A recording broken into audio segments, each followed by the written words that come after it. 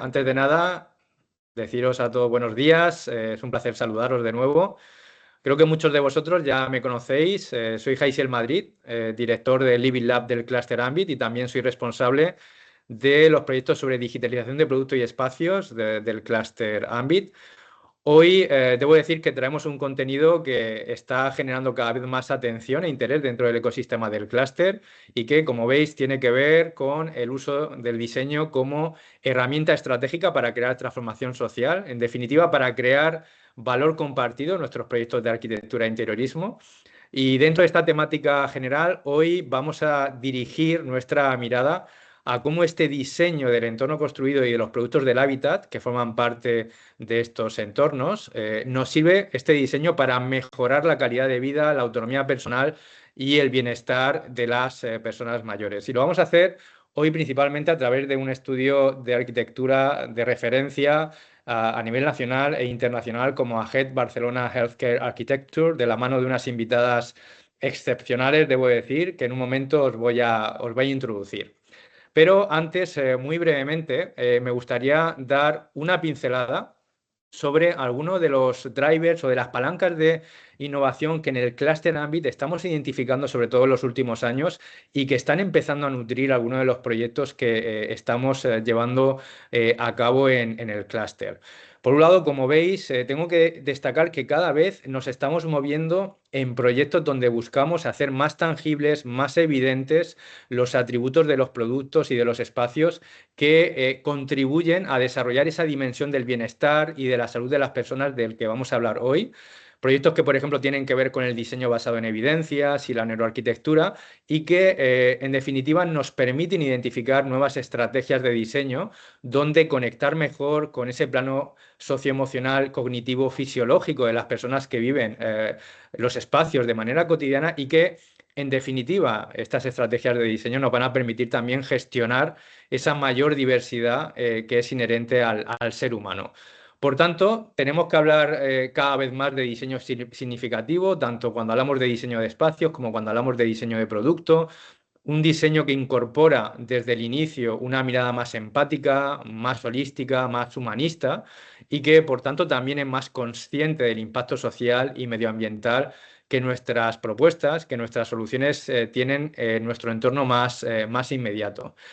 Dentro de ese diseño más inclusivo, otro punto importante que estamos fomentando desde algunos de los proyectos de innovación de Ambit tiene que ver con dotar a nuestras soluciones con capacidad de sentir y adaptarse a los diferentes usos del espacio, teniendo también muy en cuenta los ciclos naturales del ser humano. Y aquí podemos hablar, por ejemplo, de soluciones multifuncionales o también muy importante del rol que está teniendo cada vez más la tecnología para implementar, digamos, ese interiorismo sensitivo y adaptativo que cada vez está también más en boga. Y, por supuesto, diseñar con una mirada más holística, como luego nos van a contar nuestras invitadas de hoy, significa también desarrollar nuestra capacidad durante todo el proceso de trabajo para introducir voces más diversas en la misma habitación. Hablamos, por tanto, de proyectos de innovación abierta donde tenemos que co-crear con más empresas, con más personas, con más agentes, donde en definitiva no podemos permitirnos trabajar de una manera aislada o en silos de conocimiento. Y por último, en un contexto como un clúster, la temática de la jornada de hoy nos va fenomenal, la verdad, para hablar sobre la creación de valor compartido, sobre cómo este valor humano o social que estamos logrando con nuestras soluciones no es algo que corre en paralelo o que está desconectado de nuestro core business, sino que queda entrelazado de una manera directa con nuestro modelo de negocio y que sirve a la empresa para ganar en diferenciación y competitividad. Todas estas palancas o drivers de innovación significan una oportunidad para el sector, pero yo creo que coincidimos en que también son un reto que nosotros en el Cluster Ambit tenemos claro que solo podemos afrontar estimulando la colaboración entre los principales actores que estéis definiendo el interiorismo de los espacios y que formáis parte fundamental, como veis, de la cadena de valor de nuestro ecosistema. Por un lado, los fabricantes de producto hábitat, que, como sabéis, sois mayoría entre los asociados del Cluster Ambit, con más de 275 empresas ya, los diseñadores de espacios y también los promotores o gestores de esos espacios. Este es el trinomio que en Ambit nos gusta incentivar en la mayoría de proyectos de innovación del clúster y con el que nos sentimos especialmente cómodos. Y así lo hemos configurado, como veis ahora en esta slide, en uno de los proyectos de innovación impulsados en los últimos meses por el clúster, el proyecto Habitat Care, donde en un momentito nos hablará un poquito más Juliana.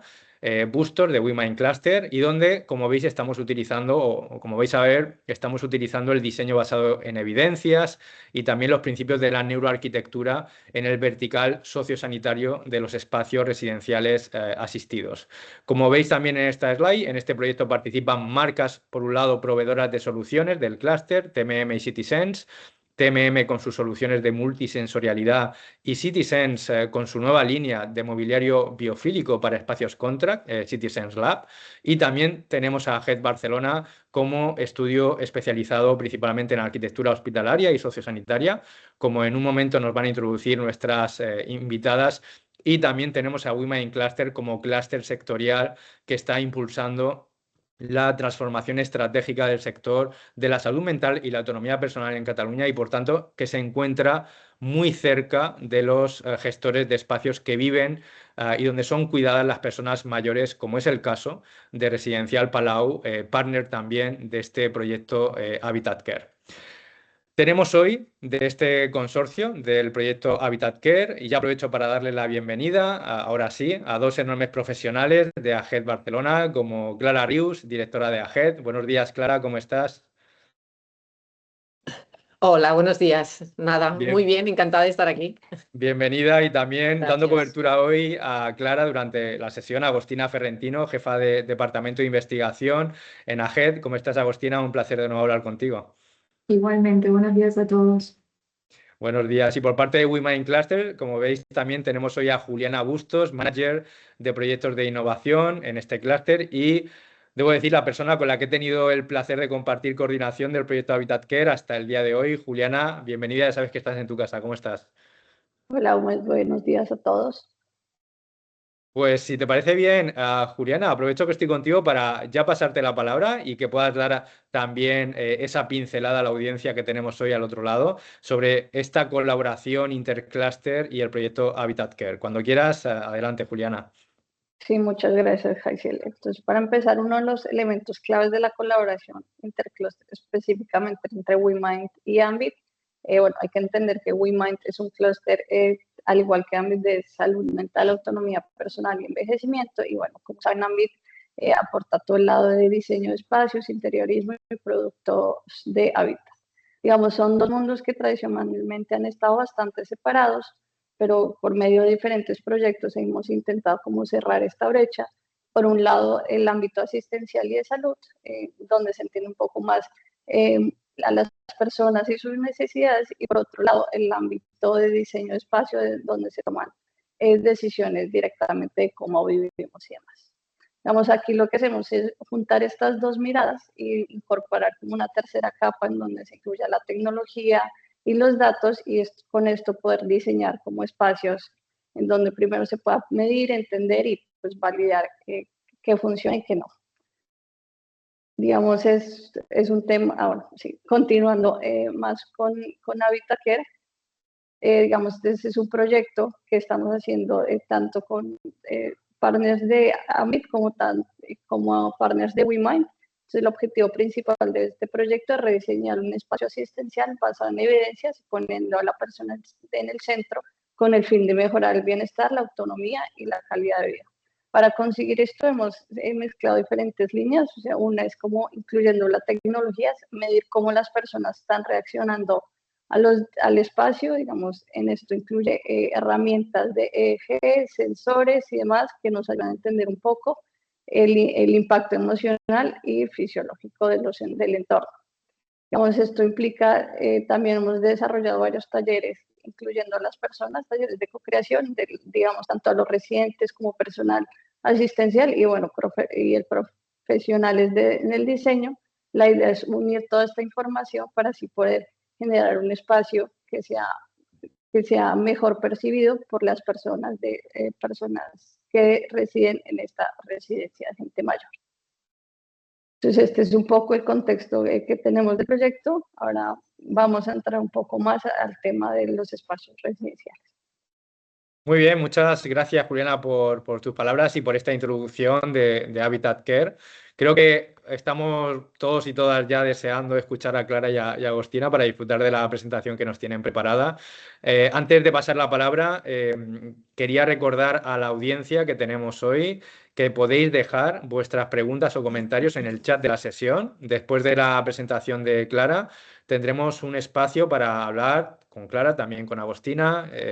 Por tanto, no dejéis de compartir por el chat cualquier cuestión o comentario que podáis tener. ¿Vale? Si os parece bien, Clara, cuando quieras, tienes la palabra. Adelante. Voy a dejar de compartir pantalla. Bueno, pues buenos días. A ver, lo primero de todo, poder compartir y que funcione todo bien. Ya te estamos viendo en la pantalla, o sea que Vale, fenomenal. A la perfecto. primera. Bueno, esta me las... Bueno, aquí empezamos bien y a ver si me deja minimizar. Bueno, disculpar porque esto no se me minimiza. Bueno, pues de momento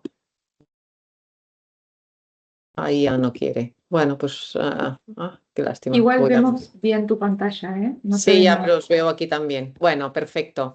Pues nada, que empezamos. Me voy a poner también el cronómetro, que si no empiezo a hablar y a veces se me va, bueno, no, a veces no, normalmente se me va el tiempo.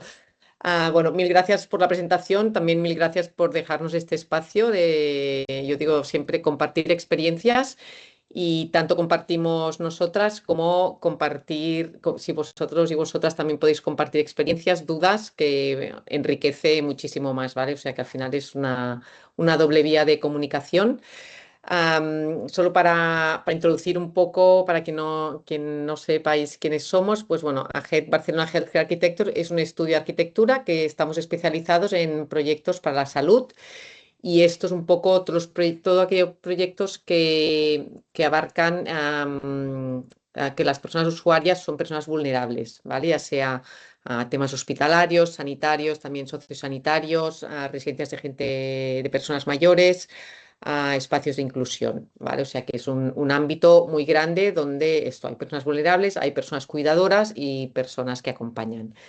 Dentro de nuestra trayectoria, pues hace 3 años abrimos el departamento de investigación, del cual Agostina es la líder, porque creíamos importante y, bueno, más que importante, decisivo, poder investigar en el campo de los espacios, el impacto de los espacios en las personas.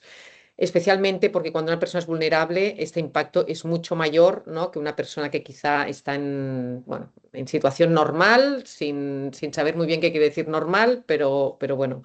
Am, para poner ejemplo, un ruido a mí puede no afectarme, pero a una persona que quizá está enferma o tiene algún trastorno de salud mental o está pasando por un mal momento, pues puede afectarle de otra forma diferente.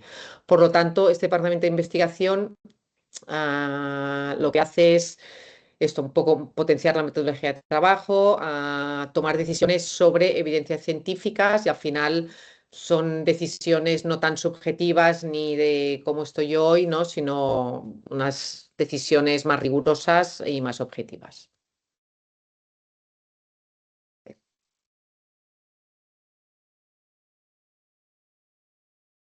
Por un poco en esta media horita, 35 minutos que tendremos, qué queremos, cuál es el objetivo, ¿no? Un poco ir de lo general a particular. Veréis que primero daremos un poco de teoría hasta ir a casos prácticos, que es, diría, lo bueno que tenemos nuestro estudio, ¿no? Que aparte de la investigación, pues aplicamos todo a la práctica.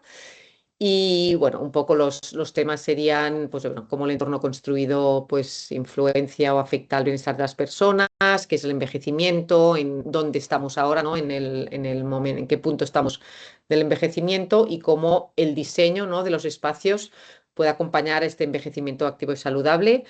También me gustaría agregar, ¿no? Unos conceptos que ha citado Jaisiel muy importantes. Yo creo que es el diseño inclusivo y el diseño significativo, ¿no? Veréis que hay uno de los proyectos que explicaremos que creo que allí lo que es el diseño significativo bueno, es ejemplar y bueno, para dar significado, ¿no? Un poco a todo lo que hacemos.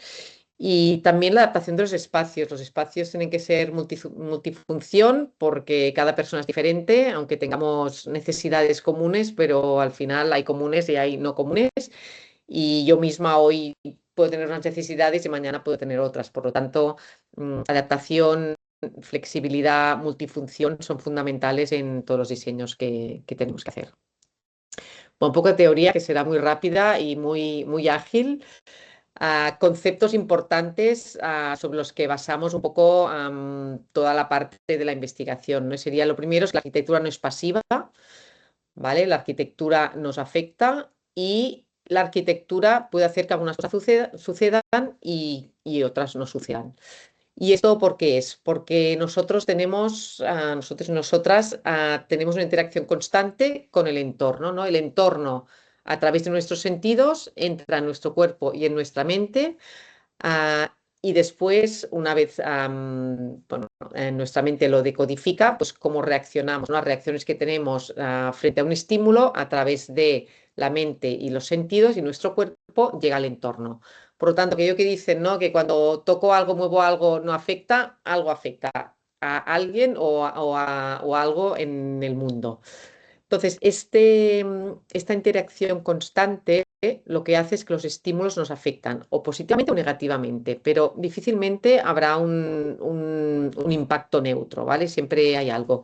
Y como personas podemos decir que no estamos haciendo nada, estamos quietas sin hacer nada, pero solamente el hecho de estar respirando ya hay ¿no? esta interacción. Por lo tanto, siempre hay algo que nos puede afectar.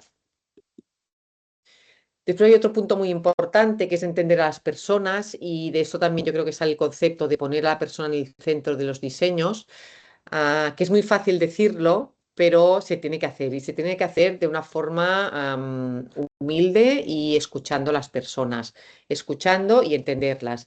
Tenemos que saber cuáles son sus habilidades, cuáles son sus necesidades, ¿vale? Cuáles son sus formas de habitar, su cultura, intentar no tener, bueno, intentar no tener prejuicios, no juzgar, que a ti no te parezca bien o no lo entiendas, no quiere decir que tengamos la razón absoluta, sino que hay muchas maneras de vivir y muchas miradas. También cada persona puede entender el espacio de una forma diferente, porque cada persona pues, vive su vida de una forma diferente. Entonces creo que es muy importante esta forma de o sea, escuchar, tomarnos el tiempo a escuchar a las personas y a sus necesidades, porque si no entendemos las necesidades, al final podemos caer en lo que a mí me gustaría y no es esto, no es lo que a mí me gustaría, sino que es lo que la persona necesita. Si entramos en envejecimiento, pues una misma persona pasa por diferentes etapas de su vida y obviamente ya vemos que las necesidades de la fotografía de la izquierda son bastante diferentes a la fotografía de la derecha. De todas formas, y me gustaría aquí poner un concepto que nos gusta mucho, es que tenemos que diseñar para los extremos, ¿vale? Tenemos que diseñar para la personita de la izquierda y para la persona de la derecha, porque si diseñamos teniendo en cuenta sus necesidades, la parte del centro, ¿no? Que sería como el 80% de la población, el 80% de la edad, el 80% de las capacidades físicas funcionarán. Entonces, diseñar para niños y niñas o para personas mayores o diseñar para una persona que no ve, ¿no? Si diseñamos para estos extremos, puntos extremos, que es más complicado, pero se tiene que hacer, entonces todo lo que está en el centro funcionará. Entonces, ¿de qué información partimos? ¿No? ¿Qué es el envejecimiento? El significado de la RAE es la acción y efecto de envejecer.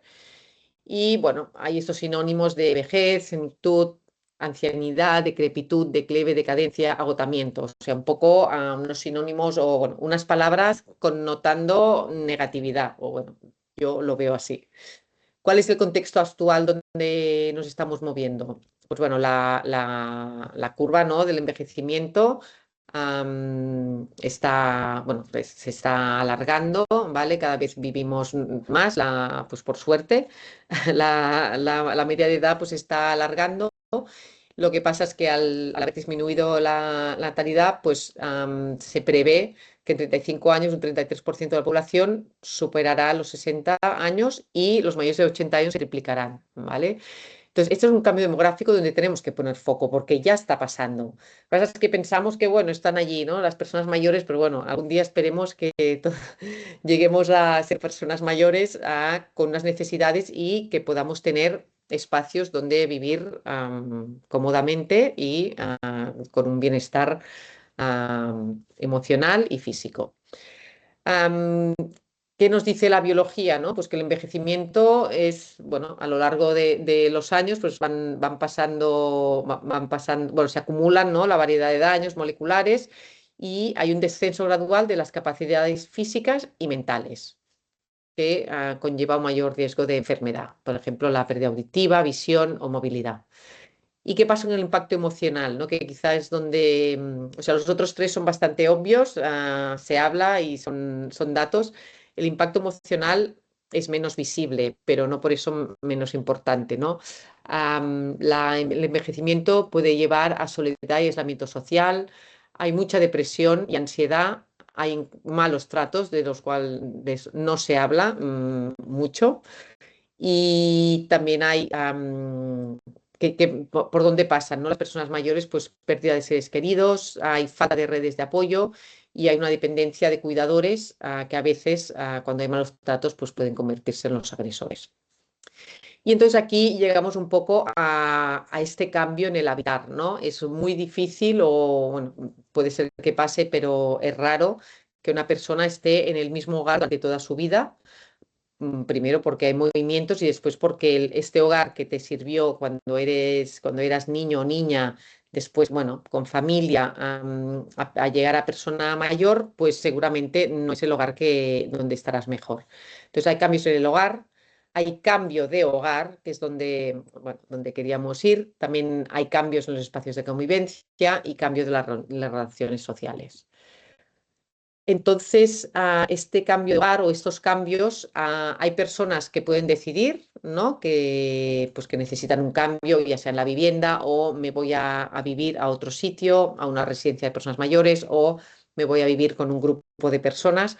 Hay personas que pueden decidir, tanto porque tienen condición física, social, económica, familiar. Pero hay veces donde este cambio no es deseado y es por necesidad. Pues quizá una persona que sí que le gustaría vivir en su hogar, pero porque ha perdido movilidad física o porque ha tenido, bueno, hay muchos casos de roturas, ¿no? Tienen que ir en silla de ruedas durante una temporada o ya pasa a ser una parte crónica, pues tienen que o hacer cambios en su hogar o cambiar de hogar e ir a otro espacio. ¿Y qué nos dicen los estudios científicos? Bueno, está claro que la arquitectura se debe revisar, tanto los espacios exteriores como interiores. Es decir, los espacios exteriores también son muy importantes, ¿no? Los equipamientos urbanos que no están preparados, que no tienen un diseño inclusivo. Hay viviendas poco adaptadas o entidades cuidadoras, ¿no? Que son muy institucionales y con lugares donde hay poca privacidad. Hay espacios con falta de estímulos, contratos infantiles que realmente no promueven la autonomía y el desarrollo de la vida plena, que al final que sean personas mayores no quiere decir que se tengan que dejar de lado, ¿no? Sino que la vida continúa hasta que llegue a su fin. Y cuando hablamos de envejecimiento activo y saludable, pues un poco recoger todo lo que está hablando hasta ahora y como objetivos principales tendríamos el de optimizar las oportunidades de salud, participación y seguridad con el fin de mejorar la calidad de vida, mientras no hay todo este proceso de envejecimiento y sobre todo mantener la capacidad funcional física y mental. Si no tenemos espacios que mantengan esta capacidad, al final es la única forma de mantener independencia, de mantener autonomía, ¿no? Que las personas continúen con su vida, con estímulos y con ganas de seguir viviendo. Bueno, entonces os voy a presentar algunos casos de estudio para que todo esto que os he explicado así muy, muy rápidamente podáis entender cómo lo hemos aplicado. Os presentaré tres proyectos y después algunos casos concretos. El primer proyecto del cual os quería hablar es el Centro de Día para Personas Mayores Dependientes en Meliana, que es un pueblo que está a 5 kilómetros de Valencia. La obra es un concurso público que ganamos junto con Viray Arquitectura y el promotor es público, es el Ayuntamiento de Meliana. Tiene aproximadamente una superficie de unos 2.200 metros cuadrados que están situados en planta baja, pero está todo preparado para que cuando consigan más fondos poder tener en planta primera la parte residencia, ¿vale? La parte de habitaciones. La obra se finalizó en el 2023 y bueno, y ya está en marcha. Esto fue parte de unos fondos europeos donde sobre todo se destacaba por tener un alto nivel de sostenibilidad y ya veréis un poco las herramientas y bueno, cómo se resolvió toda esta parte. El esquema proyectual del edificio era, bueno, crear, esto está en medio de una trama urbana, pero justo aquí, no sé si veis mi puntero, pero bueno, justo aquí empieza la Huerta Valenciana.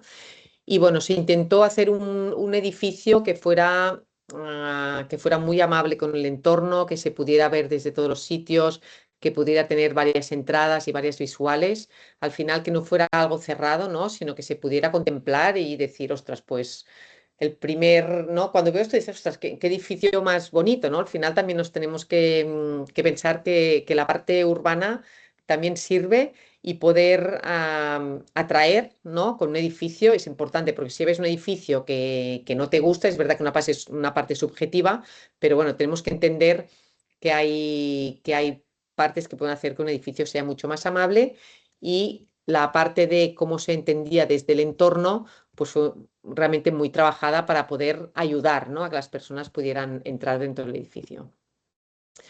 Eso es un poco la planta, lo estoy explicando, pero básicamente se trabajó mucho con los espacios de transición, que serían las dos líneas azules, que es la transición desde la parte urbana hasta dentro del edificio.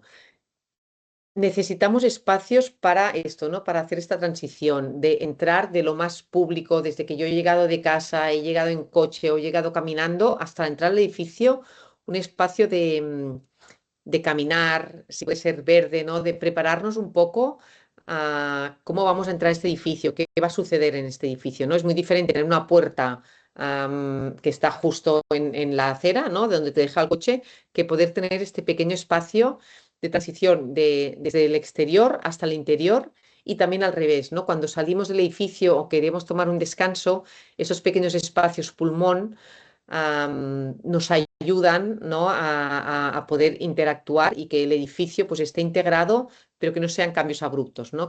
Sino que hayan esas transiciones. Ese espacio nos ayudaba y bueno, pudimos tener estos espacios de transición, que sería un poco lo que veis aquí. Además, el edificio, por un tema de inundabilidad de la zona, tenía que estar, bueno, la cota no está cota a nivel, veis que hay una pequeña rampa y bueno, es esta rampa de subida, ¿no?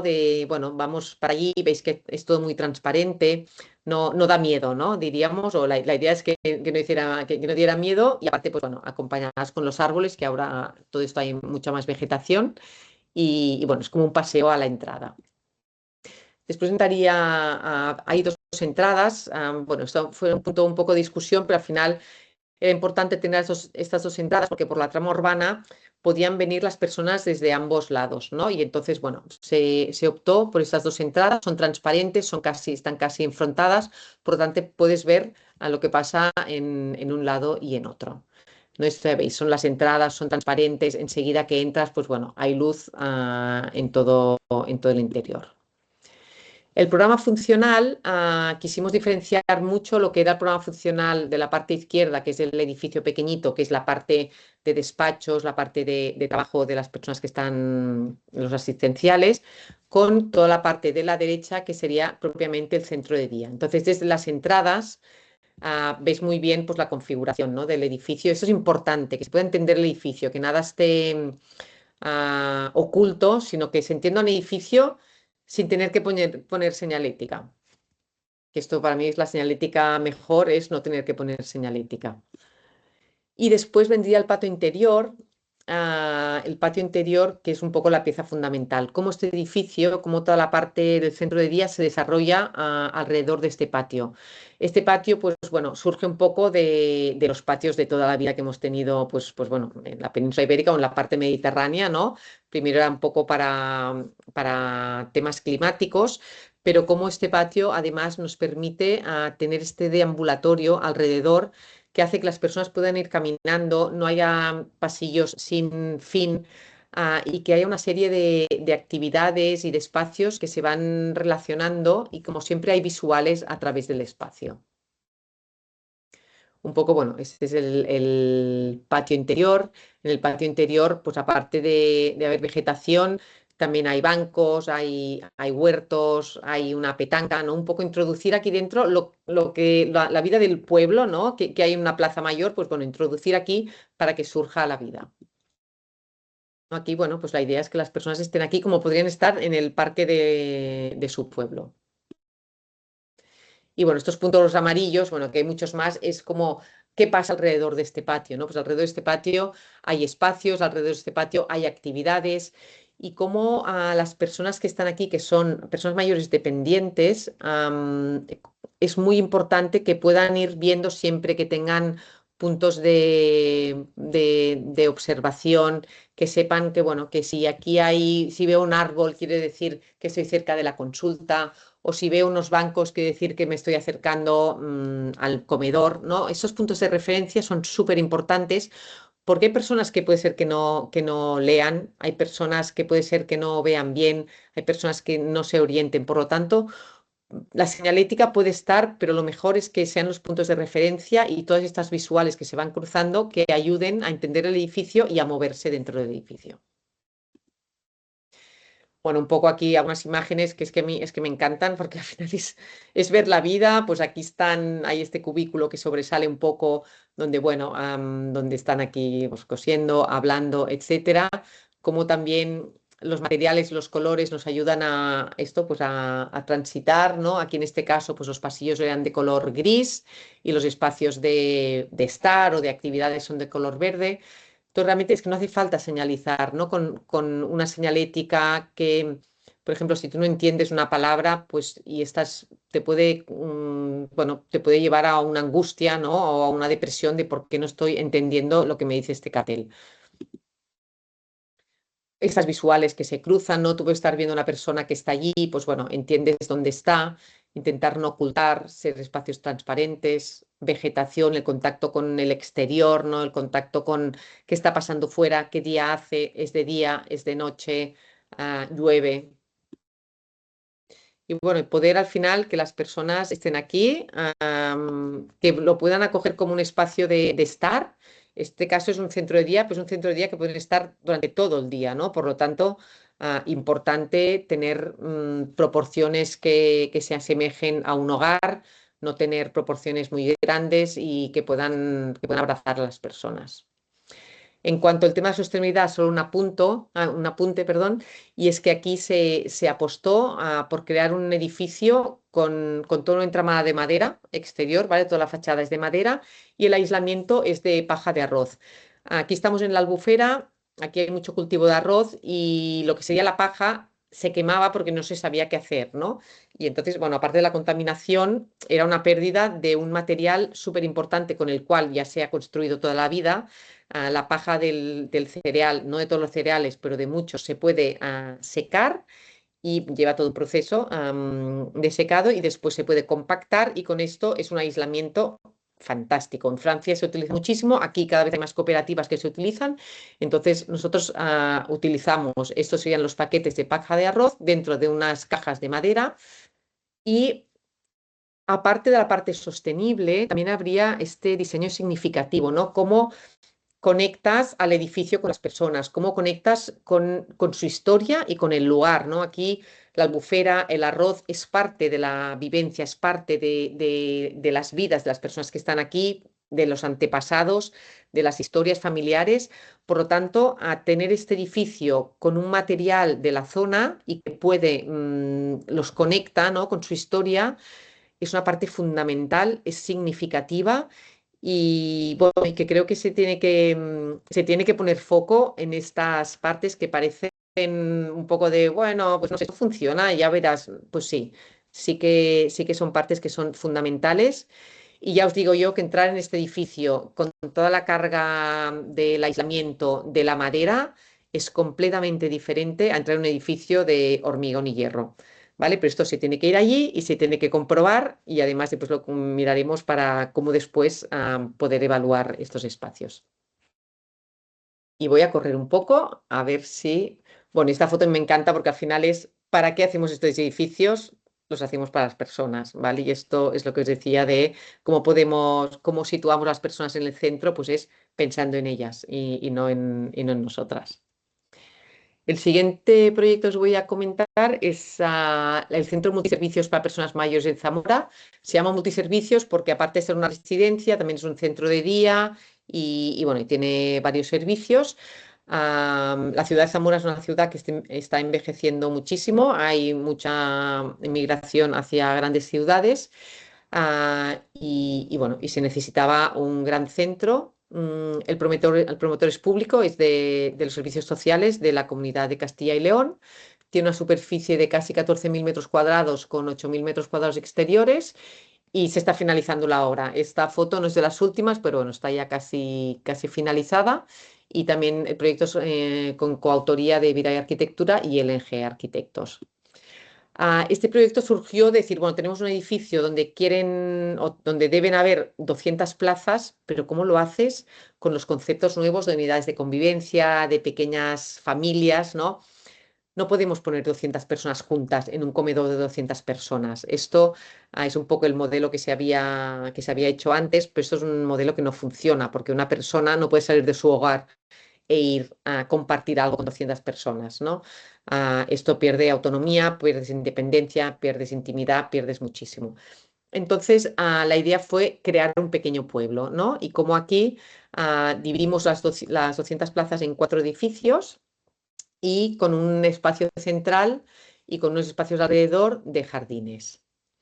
La imagen, un poco, bueno, esto del concurso era, bueno, cómo crear estos edificios que no fueran muy agresivos, ¿no? Que el impacto no fuera muy agresivo. Entonces, con esta planta baja y 2, la verdad es que esto tiene una proporción, pues esto de pueblo, esto lo podríamos encontrar en cualquier ciudad, bueno, ciudad igual los edificios son más altos, pero poder dar esta proporción de que no te vas a un centro de, nos van a tirar allí no sé cuántas personas, no, sino intentar desgranar, intentar triturar un poco el programa funcional para poder tener una proporción de pueblo que fuera reconocible, ¿no? Al final tú cuando ya reconoces estas proporciones y estos espacios, el espacio pasa a ser amable, ¿no? No pasa a ser negativo, sino que pasa a ser positivo.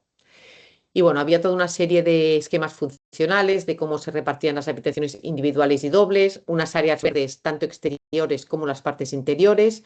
Hay unas partes comunes en cada espacio y hay toda una serie de salas técnicas y ascensores y escaleras para que el edificio obviamente tiene que funcionar. Y entonces, bueno, esto es una planta de las 4, bueno, de los 4 espacios. Hay 4 unidades de convivencia por cada planta y son 4 unidades de convivencia que funcionan independientes, aunque tienen algunos espacios de soporte que comparten 2 a 2, como ascensores, escaleras, etcétera. Y entonces ya, a ver, aquí creo que aquí sale, si hacemos un zoom a una unidad de convivencia, las habitaciones se distribuyen alrededor de un espacio central. Ese espacio central es donde están las áreas de comedor, las áreas de estar, donde hay un patio. En planta baja pues estaría lo tienes para usar y en las otras plantas pues es un patio donde hay visuales a las otras plantas. Y de aquí pues cada habitación tiene su entrada. Este espacio, ¿no? Que volvemos un poco al espacio de ambulatorio que hemos visto antes en Meliana, es súper importante. No cerrar espacios, no tener cul-de-sacs, ¿no? De voy aquí y aquí me queda cerrado, ¿no? Sino siempre tener espacios circulares, donde haya visuales, donde se entienda dónde estás, ¿no? Yo salgo de la habitación o sé que mi habitación está al lado de una sala de estar. Las personas se pueden perder, o sea, yo me pierdo a veces, ¿no? En un hospital o en algún sitio salgo y ya no sé dónde estoy. Pues estas visuales, intentar tener ventanas también que te den una orientación espacial de dónde están, es súper importante. Y después para no caer, ¿no? En esta ansiedad que te puede crear un espacio. Si no sabes dónde estás, si estás perdida, te crea ansiedad y esto afecta directamente a cómo procesas las informaciones. Aquí, bueno, comentaros que en cada unidad de convivencia hay 12 habitaciones individuales y 2 dobles que estarían en estas esquinas con unas salas más. Se apuesta o sea, la apuesta es habitación individual, porque habitaciones dobles realmente es para matrimonios que vengan aquí y bueno, al final lo que nos sale es una unidad de convivencia de 16 personas, pero la apuesta es habitación individual porque tú tienes que tener tu propio espacio íntimo y privado. Esto sería un poco, bueno, como quedaría, ¿no? Son salas de convivencia donde hay office, donde las personas pueden venir aquí, aunque haya un comedor, pues tú puedes tomarte tu infusión, puedes invitar a personas que vengan aquí a tomarte tu té, ¿no? Y dentro de las posibilidades o las facultades de cada persona, poder tener libertad para moverte y para hacer ciertas actividades. Y la habitación, bueno, aquí hay una pequeña planta, es una habitación que son generosas, hay un espacio, bueno, hay el espacio del baño completamente adaptado, un espacio que estaría más la parte de dormir, y después hay un espacio que da a la ventana, que sería más el espacio de estar, el espacio de trabajar, de leer. Aquí pues hicimos un tratamiento completamente diferente para que se pudiera entender, ¿no? Pues aquí hay un cambio del pavimento, ya lo veis, hay un cambio también del entorno y todo está como decorado, podríamos decir, con elementos hogareños, ¿no? Las luces, los tapizados, los espacios, es algo que tú tendrías en tu casa. Y así son estos pequeños detalles, ¿no? El cambio de un aplique, que puedes tener un aplique que tenías en casa, en vez de luces blancas que no sirven para nada más que por activar el cerebro cuando no toca. Entonces, estos son detalles que no son más caros, no son menos idóneos, sino que esto se tiene que pensar, hablar con las personas, entenderlas y realmente estas son las necesidades de tener un espacio de hogar, ¿no? Tener un espacio donde puedan estar en casa y porque seguramente es el hogar que estarán, ¿no? Pues hasta el fin de su vida, de sus días. Esto tenemos algunas imágenes de inspiración. Esto fue un viaje que hicimos con Agostina en Finlandia y fuimos a ver algunas residencias, cómo allí pues la gente se personaliza, ¿no? Los espacios y no es ni más bonito ni menos bonito. Cada uno pone ahí sus muebles, pues su alfombra, sus cuadros y la idea es que las personas estén en casa y únicamente dando oportunidades y opciones de personalizar y que cada una tenga su espacio como quiere, es como realmente tendremos a estas personas pues contentas, ¿no? Y con un proyecto de vida que va más allá de me he ido a ir a una residencia y aquí acabo mi vida. No, no, la vida continúa mientras se está aquí. Además, también añadir que todos los espacios exteriores se han tratado como jardines terapéuticos. Ya tenemos un paper publicado de cuál es el papel de un jardín terapéutico. Entonces, bueno, aparte de tener un acceso directo desde el exterior, hay diferentes actividades y como, o sea, un jardín es terapéutico en sí porque es jardín, pero para que sea ese nombre jardín terapéutico, pues bueno, tiene que seguir una serie de pautas.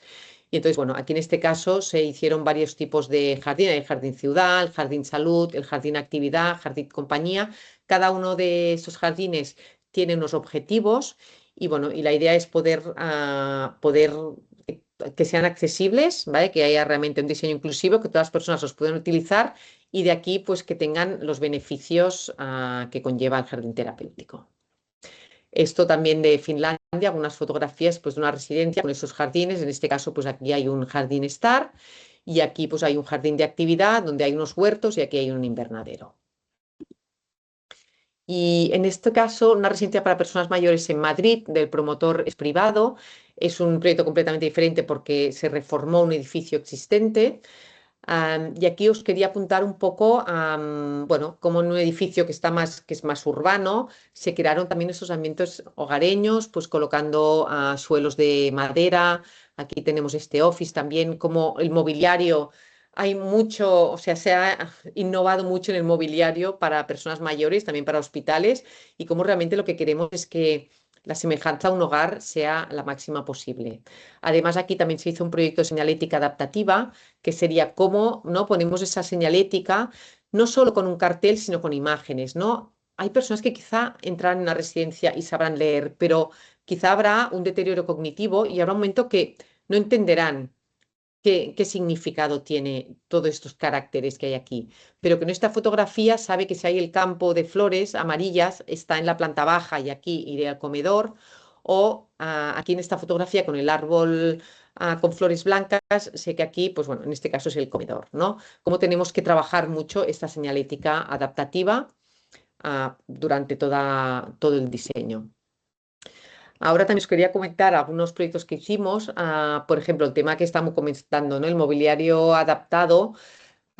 hicimos una experiencia en el WeMind Forum, el Soma Experience, donde construimos un espacio, ¿vale? Para tener, ahí fue una experiencia lumínica, pero se añadieron estas piezas de mobiliario que son de Bergesquer, con un diseño de Emiliana Design, que han hecho un trabajazo para poder tener muebles accesibles y adaptados, pero que no tengan la connotación, ¿no? O el estigma de, uff, este mueble ya está para personas mayores, ¿no?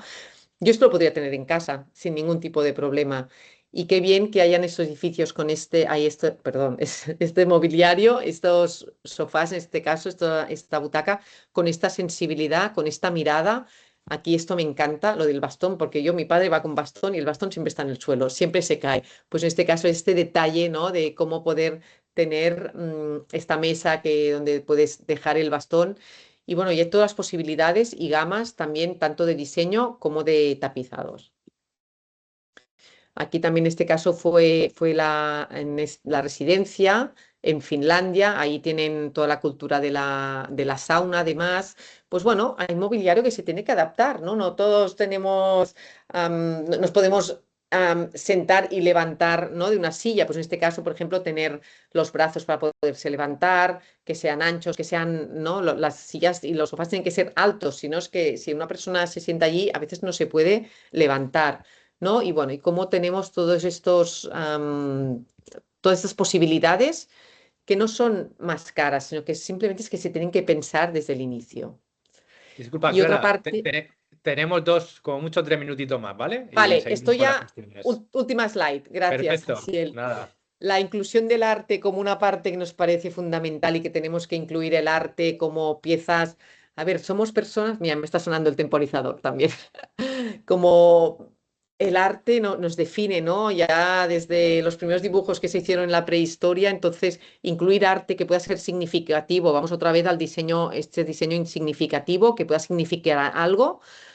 Pues en este caso son en Noruega, que hicimos algunas visitas también en residencias, y que un diseño inclusivo no tiene por qué ser feo, ¿no? En este caso, pues es un baño de la residencia de Madrid, donde bueno, se cuidaron muchísimo los accesorios, tener contraste en los accesorios con las paredes, y bueno, y son todo elementos como de diseño. Aquí en este caso, como hay el doble pasamanos para personas que andan de pie y para personas que van con la silla de ruedas, con un pasamano de madera. Y rapidísimo, el último apunte que quería decir es que aquí habéis visto que hemos hecho siempre hay que hacer esta investigación previa a un proyecto y hablar con las personas, después se realiza el proyecto, pero igual de importante o más importante es tener la investigación post o el POE, que sería el Post Occupancy Evaluation. Tenemos que medir los espacios, tenemos que medir el impacto para evaluarlo. Todo nos basamos en predicciones, ¿vale? No podemos saber el futuro cómo será, pero después tenemos que medir, evaluar si ha funcionado bien, perfecto, y lo publicamos, y si no ha funcionado como habíamos imaginado, ¿no? Dejadme decir esto, pues poder hacer los cambios para que los impactos de los espacios sean siempre positivos y buscando el bienestar de las personas.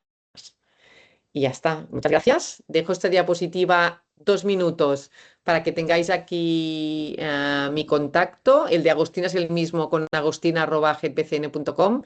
Abiertas y encantadas de que nos podáis dar feedback, experiencias, que digáis, Clara, esto que has dicho no tiene razón. Aquí nadie tiene la razón absoluta, por lo tanto, ya os digo, abrimos ahora si tenemos unos minutitos de debate y de compartir, que yo para mí creo que es la mejor parte de todas. Y ahora ya dejo de compartir. Muchísimas gracias, Clara, por tu magnífica presentación. Debo decirte que cada vez que os escucho me activáis la inspiración y seguro que también habéis inspirado a muchas de las personas que nos acompañan en la charla. Enhorabuena. Si os parece bien, como decíamos, vamos a dedicar un momentito a seguir conversando con vosotras. Veo que tenemos en el chat un par de cuestiones. Le voy a pedir a Agostina que sobre todo pueda echar un vistazo a la primera cuestión que nos compartían desde Interiorismo Vista Alegre Solutions, porque hace referencia a uno de los proyectos que ha presentado Clara. Creo que cuando ha hablado de la innovación que se está haciendo en mobiliario, que aparecía una escena de habitación, es una pregunta bastante, digamos, técnica y concreta. Si te parece bien, echar un vistazo y así me da tiempo a mí a poner sobre la mesa una primera cuestión, luego volveremos también al chat porque tenemos una cuestión de Acerina, pero a mí me gustaría, sobre todo, comentar contigo, Clara. Has hablado, ¿no? Lo has apuntado muy bien cuando has dicho, ¿no? Has hablado de poner en el centro a las personas, de tomar el tiempo para escuchar, para entender. Yo creo que es interesante que nos puedas quizá hacer un poco más de hincapié en qué exige este enfoque durante el proceso proyectual. Ahora al final estabas hablando precisamente de metodología, pero sobre todo teniendo en cuenta que esto, ¿no? Esta manera de trabajar nos implica más capas de información, también gestionar una mayor complejidad. ¿Cómo conseguimos que el proceso, digamos, permíteme la expresión, no se vuelva inabarcable? ¿Cómo podemos aumentar, en definitiva, nuestra capacidad de escucha y traducir esa diversidad en decisiones de diseño claras? Si nos puede dar algunos tips, ya digo, sobre todo en un par de minutitos, porque creo que ese plano más proyectual, metodológico, creo que es especialmente interesante en este tipo de proyecto. Pues yo creo que cada vez más las entidades y las promotoras, o sea, las entidades promotoras están más, o sea, entienden, ¿no? Que es importante hablar con todas las personas que van a estar allí. Entonces, cada vez hay más focus group con familiares o con personas residentes, con personas que trabajan. Creo que se busca también la excelencia y que las encuestas de satisfacción salgan bien.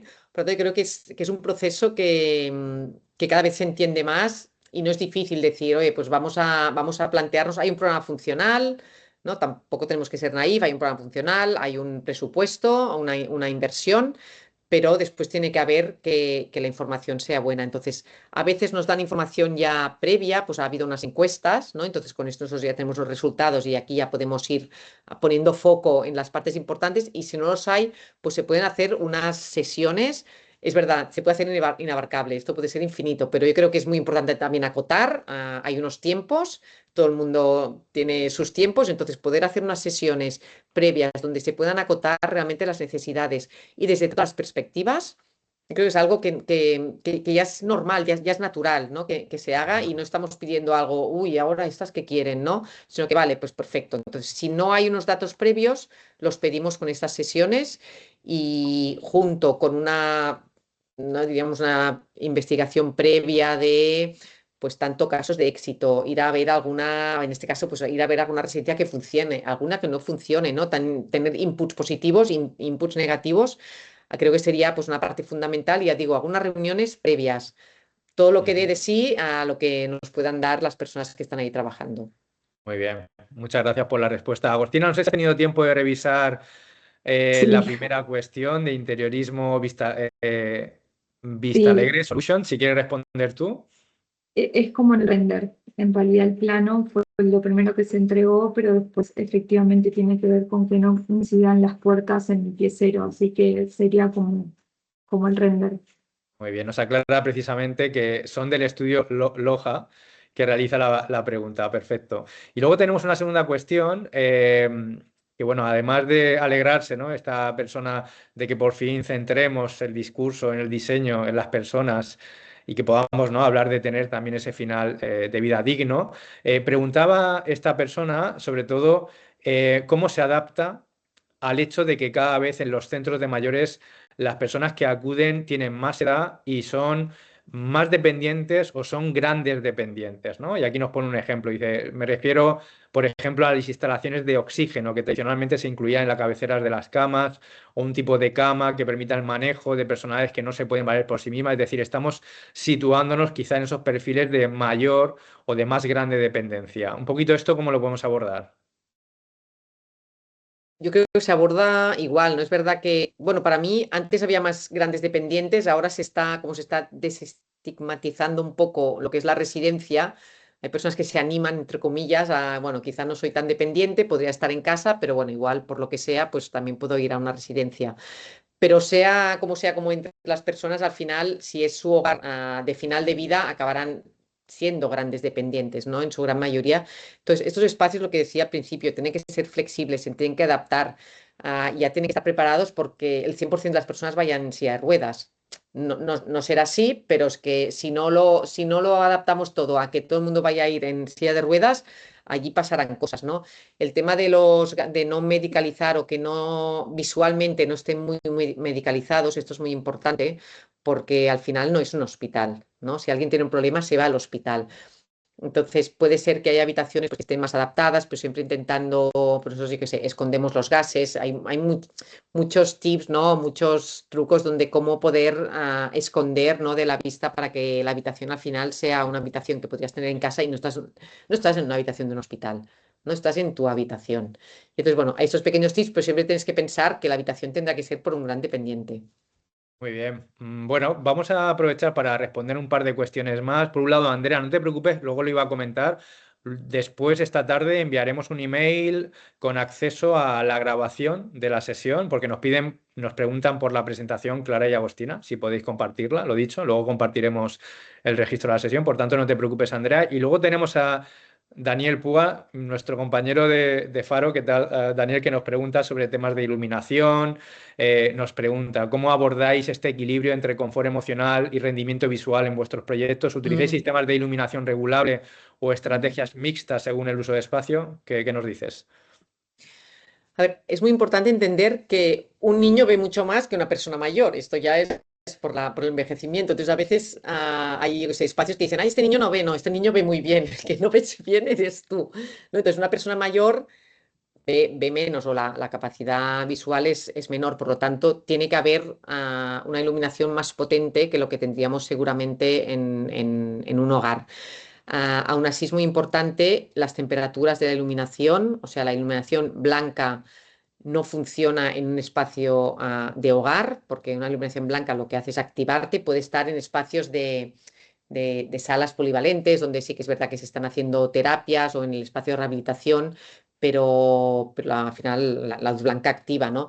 Y yo creo que es muy importante también poder personalizar, o sea, cada persona que se personalice la habitación. Ahora es que nos lo da todo ya, bueno, si están aquí los de Faro, pues ya nada que decir, poder regular la iluminación tanto de temperatura como de intensidad, porque ahora me apetece esta luz y más tarde me apetecerá otra, ¿no? Sobre todo no activar el cerebro cuando no tiene que activarse. También hay todas las luces que utilizan el ciclo circadiano, ¿no? Para irse adaptando a la curva de temperatura de la naturaleza, del sol, y poder tener estos elementos más hogareños, ¿no? Ostras, no podemos poner downlights. ¿Tú pondrías un downlight blanco en tu casa? No, pues aquí tampoco, ¿no? A veces cuando surgen dudas, ¿qué harías tú en tu casa? Pues esto es lo que está bien, ¿no? Y poder tener elementos de iluminación amables, hogareños, que quizá ahí no te da la iluminación para leer, eso te lo está dando quizá una iluminación pues más general, pero esto te da un poco el toque de amabilidad y de crear este bienestar emocional. Muy bien. Propongo robaros 3 minutos más, Clara y Agostina, porque hay cuestiones en el chat y no pasa nada. Yo creo que si terminamos ahí 5, porque hay una pregunta muy interesante que os pide vuestra opinión sobre la interacción de diferentes rangos de edad en espacios, por ejemplo, de co-living, que están sirviendo ya como alternativa de habitacional o de vivienda. Muy brevemente, un poquito, ¿cuál sería vuestra opinión sobre esta cuestión? Sí que hay varios proyectos que tanto, sí, de co-living o de estudiantes con personas mayores, ¿Mm? o sea, guarderías, bueno, sí, con personas mayores. Creo que cuesta, o sea, yo lo veo tan obvio, pero parece que cuesta porque sí que es verdad que creo que tendría que funcionar y no sé, bueno, al final todos son inversiones y son modelos nuevos, pero sí que se está empezando a hablar mucho. Por ejemplo, en una residencia, pues personas jóvenes, estudiantes que ayudan a las personas mayores, ¿no? Y las personas mayores pues les ayudan en otras cosas.